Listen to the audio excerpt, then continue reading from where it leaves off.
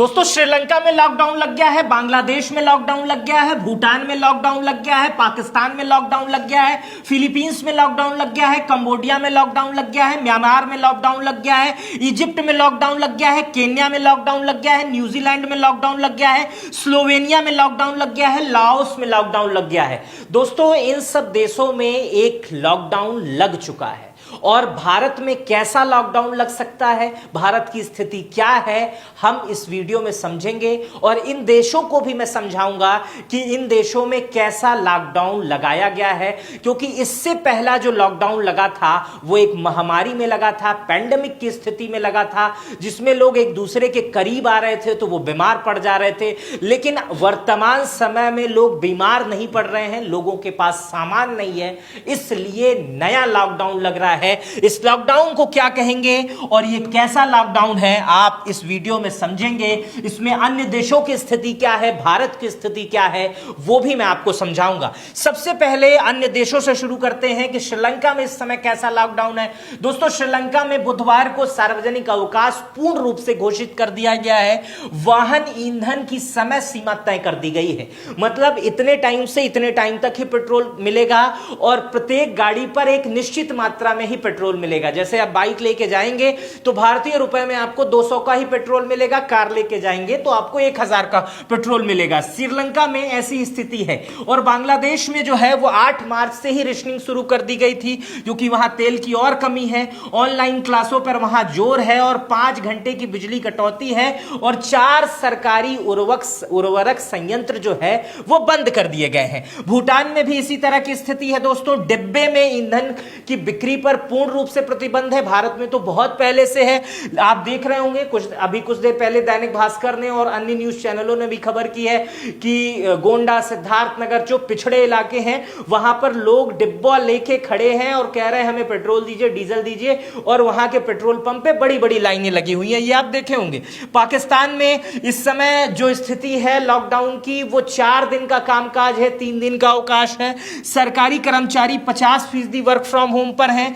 ईंधन के आवंटन पर भी 50% की कमी करी गई है। पाकिस्तान से कुछ ऐसी भी खबरें आ रही हैं कि वहां के लोगों में, वहां के जो सरकारी कर्मचारी हैं उनके वेतन से भी 30% की कटौती की जा रही है। इसी तरह फिलीपींस से खबर आ रही है कि सरकारी दफ्तर सिर्फ 4 दिन काम करेंगे, निजी क्षेत्र में वर्क फ्रॉम होम होगा, गैर आवश्यक यात्राओं पर प्रतिबंध है, सार्वजनिक वाहनों को बढ़ावा यहां पर दिया जा रहा है, निजी वाहनों को RD1 नियम लागू कर दिया गया है। स्थानीय पेट्रोल पंप की अक्सर बंद होने की खबर है। निजी वाहनों पर RD1 जैसे दिल्ली में एक प्रयोग अरविंद केजरीवाल ने किया था, उसी तरह का RD1 का प्रयोग इस समय दुनिया के बहुत सारे देश कर रहे हैं कि आज सिर्फ RD1 की ऑड गाड़ी निकलेगी और कल इवन नंबर की गाड़ी निकलेगी। हो सकता है भारत में ये पूरे देश में कुछ दिन में लागू कर दिया जाए कि आज ऑड का डे है, कल इवन का डे है, इस टाइप की चीजें हो सकती है। कंबोडिया में वर्क फ्रॉम होम लागू हो गया है। सार्वजनिक परिवहन जो कार पूलिंग है उसको बढ़ावा दिया जा रहा है कि एक कार में बहुत सारे लोग जाएं, उनसे वो आपस में कुछ पैसे को बांट लें।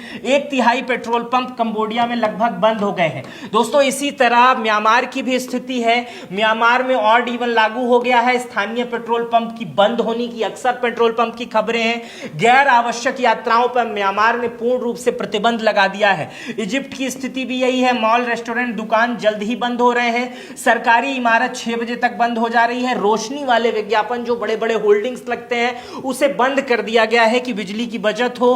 केन्या में भी ईंधन की रशनिंग शुरू हो गई है। निर्यात पर जो प्रभावी प्रतिबंध है वो लगा दिया गया है। न्यूजीलैंड में भी न्यूजीलैंड की सरकार ये विकल्प खोज रही है कि एक दिन बंद कर दिया जाए सब कुछ, हफ्ते में 1 दिन का लॉकडाउन हो, हफ्ते में एक दिन गाड़ी न चलाने के विकल्प पर प्रयास किया जाए। न्यूजीलैंड से खबरें आ रही हैं कि वहां पर 1100 फ्लाइटें रद्द कर दी जा रही हैं प्रत्येक दिन। और भारत सहित दुनिया भर से ये खबरें आ रही हैं क्योंकि फ्लाइट में डालने वाला ईंधन भी खत्म हो रहा है, इसलिए दुनिया के बहुत सारे देश अपने हवाई जहाज, अपने एयरलाइंस को सीमित कर रहे हैं, बंद कर रहे हैं, रद्द कर रहे हैं। इसी तरह स्लोवेनिया से भी खबर हो रही है, यहां पर भी ईंधन की रशनिंग है और कार के लिए हफ्ते में सिर्फ 30 लीटर का पेट्रोल ही दिया जा रहा है। इसी तरह लाओस की भी स्थिति है, यहां पर भी work from home, remote meeting और जो रोटेशनल वर्कशीट की शुरुआत यहां पर भी कर दी गई है कि आज ये काम करेंगे, कल वो काम करेंगे। अब ये इन देशों की स्थिति आपने देखी दोस्तों। अब आप समझिए कि भारत में कैसा लॉकडाउन लग सकता है, क्योंकि प्रधानमंत्री मोदी ने भी संसद में इस बात को कहा, लॉकडाउन जैसी स्थिति आ सकती है, देश में इस समय स्थिति ठीक नहीं है। इस तरह की बातें प्रधानमंत्री मोदी ने संसद से कही थी, इसलिए लोग और ज्यादा इस समय इस चीज से दिख रहे हैं, परेशान दिख रहे हैं, चिंतित दिख रहे हैं। तो मैं आपको बता दूं कि भारत में वैसा लॉकडाउन नहीं लगेगा जिस तरह का लॉकडाउन इससे पहले लगा था, क्योंकि वो पैंडेमिक था, वहां बीमार लोग पड़ रहे थे, एक दूसरे के पास जब जा रहे थे तो उन्हें बीमारी हो जा रही थी, कोरोना हो जा रहा था। लेकिन भारत में एक कंट्रोल्ड लॉकडाउन लग सकता है, एक नया लॉकडाउन आएगा जिसका नाम होगा लगभग कंट्रोल्ड लॉकडाउन। ये मेरे मन की उत्पत्ति है, इसको कंट्रोल्ड लॉकडाउन भी कहेंगे। और इस कंट्रोल्ड लॉकडाउन में सरकारी व्यवस्थाएं बंद नहीं होंगी, बल्कि जरूरी चीजें चालू होंगी और गैर जरूरी चीजें जो हैं वो सीमित हो जाएंगी। जरूरी चीजें चालू होंगी, गैर जरूरी चीजें सीमित हो जाएंगी, बंद कुछ भी नहीं होगा।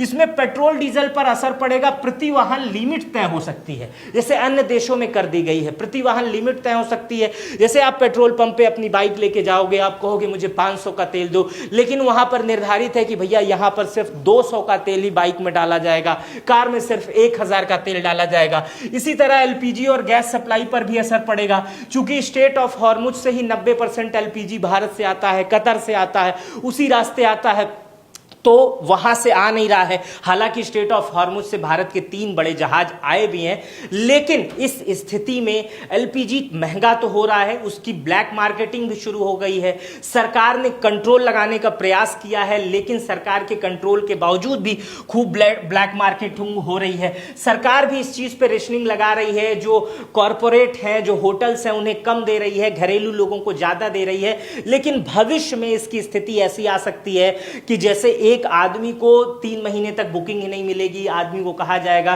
कि आप कम आंच में खाना बनाइए, नए नए तरीके बताए जा सकते हैं। इस तरह एलपीजी को लेकर बातें की जा सकती है। यात्रा में बस ट्रेन की यात्रा सीमित कर दी जाएगी, पब्लिक ट्रांसपोर्ट को बढ़ावा दिया जाएगा, आप अपनी बाइक और कार से कम निकलें, ऐसा सरकार अपील करेगी। और आप इस स्थिति पे खुद आ जाएंगे जब आप एक पेट्रोल पंप पे जाएंगे और पेट्रोल पंप की स्थिति दोस्तों ऐसी रहेगी कि मोहल्ले में अगर 10 पेट्रोल पंप है, एरिया में 10 पेट्रोल पंप है और सिर्फ 2 ही पेट्रोल पंप खुले हैं, तो जाहिर सी बात है वहां लाइन लगी रहेगी। और जाहिर सी बात है वहां जब बाइक पर 200 रुपए का तेल और कार पर 1000 रुपए का तेल निर्धारित हो जाएगा, तो आप खुद ब खुद उतना समय डालकर जब तेल लगाएंगे, डलवाएंगे, तो आप निश्चित रूप से अपनी चीजों को कम करेंगे और वो सारी चीजें करने से परहेज करेंगे जो चीजें आप नियमित दिनचर्या में करते हैं।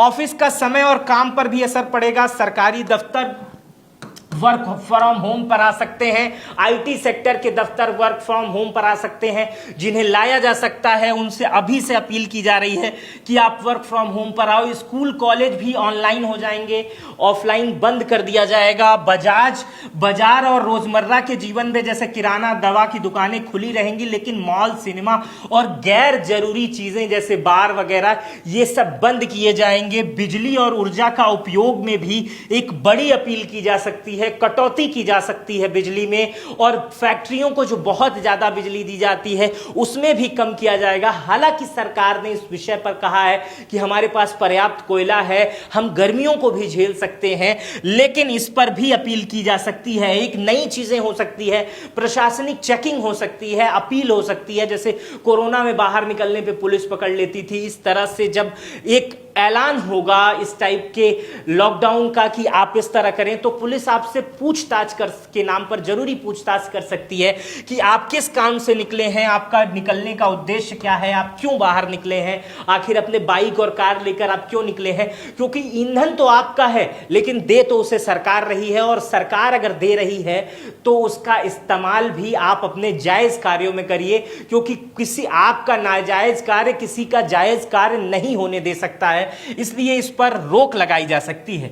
भारत में इस समय स्थिति को समझिए कि भारत में क्या स्थिति है। दोस्तों, मैं कई बार बता चुका हूं कि भारत का जो स्टेट ऑफ हॉर्मुज है, ईरान का जो स्टेट ऑफ हॉर्मुज है, भारत ही नहीं दुनिया का लगभग 20% ईंधन इसी रास्ते आता है। और ईरान इजराइल यूएस के युद्ध की वजह से स्ट्रेट ऑफ हॉर्मुज बंद कर दिया गया है। जो भी इधर उधर से आ रहा है उस पे ईरान जो है वो मिसाइल चला दे रहा है। इसलिए स्ट्रेट ऑफ हॉर्मुज से बहुत ज्यादा हवाई जहाज, बहुत ज्यादा पानी के जहाज नहीं आ पा रहे हैं, मालवाहक जहाज नहीं आ पा रहे हैं, जिसकी वजह से दिक्कत हो रही है। भारत लगभग 60% एलपीजी इंपोर्ट यहीं से करता है और उसका 90% रूट जो है वो हॉर्मुज से ही आता है। मतलब 90% जो हिस्सा है वो हॉर्मुज ही है, जहां से हमारा एलपीजी आता है, कतर से आता है और भी अन्य कई देशों से आता है।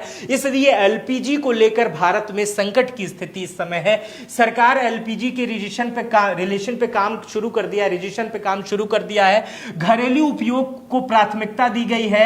इंडस्ट्रियल और कॉमर्शियल की सप्लाई लगभग 70 से 60% घटा दी गई है। एलपीजी सिलेंडर की कीमत भी 60 रुपए बढ़ गई है। और ब्लैक मार्केटिंग की स्थिति आप बेहतर जान रहे होंगे कि इस समय ब्लैक मार्केट में क्या स्थिति है। इसी में आपसे मैं सवाल पूछ ले रहा हूं, इस समय आपके वहां ब्लैक मार्केट में गैस की क्या कीमत है, वो आप मुझे कमेंट बॉक्स में बताइएगा, ताकि मुझे भी अंदाजा लग सके कि गैस की क्या कीमतें चल रही हैं। पेट्रोल डीजल अभी आधिकारिक रूप से रेशनिंग नहीं लगाई गई है, लेकिन पैनिक बाइंग हो रहा है। मतलब लोग पैनिक होकर खरीद रहे हैं। मैंने अभी आप खबरें देखे होंगे, दैनिक भास्कर सहित तमाम बड़े न्यूज चैनलों ने खबर की है कि आउटर इलाकों में, गांव वाले इलाकों में, पिछड़े इलाकों में लोग पेट्रोल पंप पे लंबी लंबी लाइनें लगा दिए हैं, डब्बे लेकर खड़े हैं, जिससे लोगों का माहौल एक दूसरे को देखकर ये हो रहा है कि चलो हम भी तेल डलवा देते हैं। बिजली कटौती नहीं होगी। पावर ऑफ मिनिस्ट्री ने कहा है कि उनके पास कोल पर्याप्त है, लेकिन ऐसी स्थिति आ सकती है जिसमें अपील किया जा सकता है। इसी तरह पीएम मोदी ने एलपीजी को लेकर जरूरी बातें ये कही है कि हमारे पास है पर्याप्त, लेकिन इसको रेशनिंग किया जाएगा, सीमित मात्रा में दी जाएगी और लोग इस चीज को समझें। पीएम मोदी ने यह भी कहा था कि अगर युद्ध लंबा चलेगा तो पेट्रोल डीजल को लेकर भी लोगों में बचत की बात कही जाएगी, कम देने की बात की जाएगी, और वहां पर भी सामान्य स्थिति जो है वो असामान्य हो सकती है। लेकिन इन सब के बावजूद में भारत में अभी भी पेट्रोल डीजल पर कोई भी पैनिक की स्थिति नहीं है, क्योंकि सरकार की तरफ से कोई बयान नहीं आया है। एलपीजी को वितरण भी लगातार चालू है। आप ऐप से, जिस भी आपके कंपनी का ऐप है, आप बुक कर सकते हैं, गैस आपको समय से पहुंचेगा।